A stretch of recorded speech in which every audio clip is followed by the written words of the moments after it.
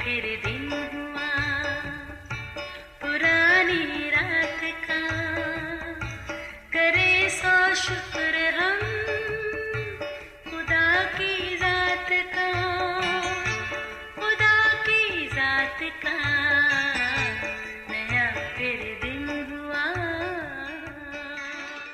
आज की आयत, अपनी राह खुदावंद पर छोड़ दे और उस पर तवक्कल कर, वही सब कुछ करेगा। ज़बूर 37 5वीं आयत। अजीज़ों, हज़ारों किस्म के जज्बात और एहसासात ऐसे होते हैं जो इंसानी ज़िंदगी को मुतहर्रिक रखते हैं।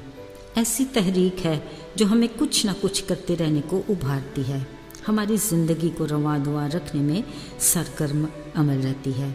अक्सर लोग ज़िंदगी के टारगेट की अहमियत को समझते ही नहीं, वो मामूल की ज़िंदगी गुजारते हैं और बस।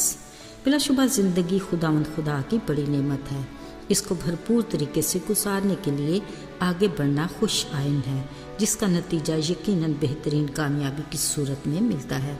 बेहतर मयार ज़िंदगी हमारी ज़िम्मेदारी में शामिल है, इसकी कोशिश में लगे रहना चाहिए, मगर इस बारे बखूबी इल्म होना चाहिए कि हमारी जद्दोजहद का बिल आखिर गोल है क्या, और इसको हासिल करने के लिए कौन से ज़राए और क्या वसाइल हैं।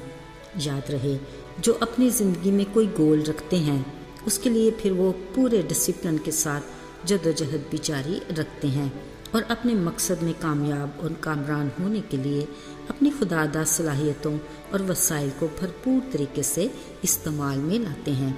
ऐसे लोग मुतमईन और शुक्रगुजारी की ज़िंदगी गुजारते हैं। अजीज़ों, बिलाशुबा पुरसुकून समंदर की लहरों के नीचे छुपे कुछ मौजन थपेड़े भी होते हैं जो किसी भी वक्त तूफ़ान का पेश खैमा हो सकते हैं। ऐसे ही इंसानी पुरसुकून हजूम में हलचल मचाने वाले भी कुछ असाबी तबीयत के लोग होते हैं जो हर पल कुछ ना कुछ करने की जुस्तजू में रहते हैं। ऐसे लोगों को तहरीक देने वाली ख्वाहिश मादा परस्ती होती है, जो भरपूर जोश और जज्बे के साथ कुछ ज़्यादा के चक्कर में रहते हैं। शायद वो इस खुश फहमी में होते हैं कि उनके पास माल और ज़र जितना ज़्यादा होगा उतना ही वो खुश, मुतमईन और महफूज होंगे। वो ये समझने से कासिर होते हैं कि ये मनफी एहसासात और बेमानी ख्याल हैं जिसका हकीकत से दूर का भी वास्ता नहीं।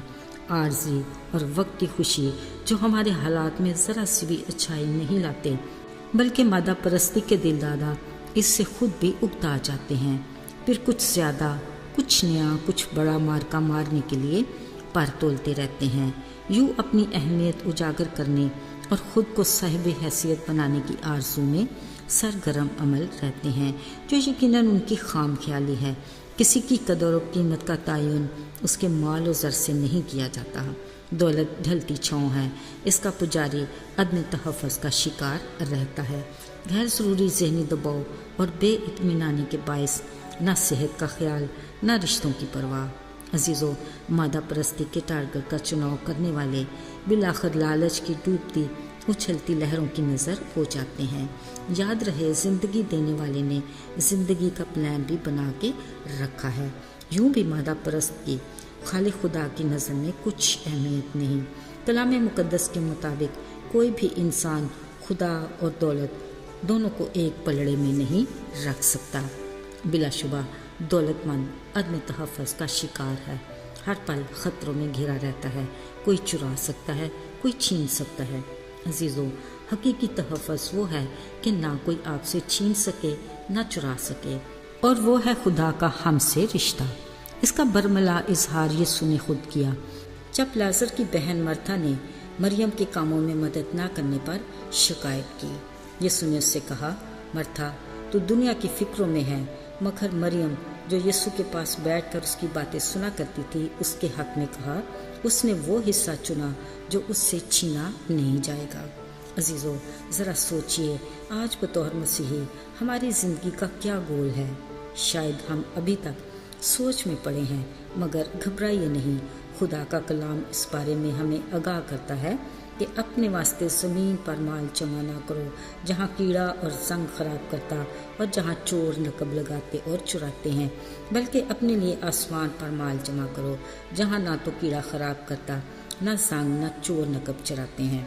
जहाँ तेरा माल है وہاں تیرا دل بھی لگا رہے گا۔ عزیزو، اس لیے ہماری زندگی کا گول مادہ پرستی نہیں ہونا چاہیے جو چند روزہ اور فنا ہونے والی ہے، بلکہ ہم میں روح کا پھل مسیح کی خوبیوں کی صورت میں بکثرت ہونا چاہیے، جس کے باعث ہم اپنے آسمانی باپ کے نام کو جلال دیں اور جن کو ہم ہمیشہ کی زندگی کی راہ سے گزر کر آسانی سے تنگ دروازے سے آگے لے جا سکیں۔ عزیزو، نہ خدا کی محبت کو کوئی چھین سکتا ہے، نہ خوشی، تحمل، اطمینان کو کوئی چرا سکتا ہے، اور نہ ایمانداری کی قوت کو کوئی لے سکتا ہے، کیونکہ اس کے ساتھ جڑی نیکی ہے جو ایمان کو مضبوطی عطا کرتی ہے۔ اگر ہماری زندگی کو متحرک رکھنے والے یہ احساسات ہوں گے جن کو گائیڈ کرنے والا خدا کا پاک روح ہے، تو یقینی طور پر ہم نہ صرف اس دنیا میں بلکہ ہم اگلے جہان میں بھی کامیاب ہوں گے۔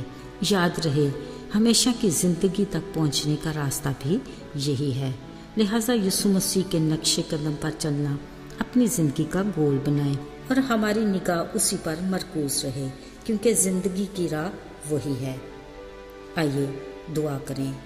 اے خدا، تیرے زندہ کلام کے لیے ہم تیرے شکر گزار ہیں جو ہمارے ہاتھوں میں ہے اور ہم آزادی سے پڑھ کر اس سے رہنمائی حاصل کر سکتے ہیں۔ ہمیں ہمیشہ کی زندگی کی راہ پر چلنے میں مدد دے، یسوع کے نام میں آمین۔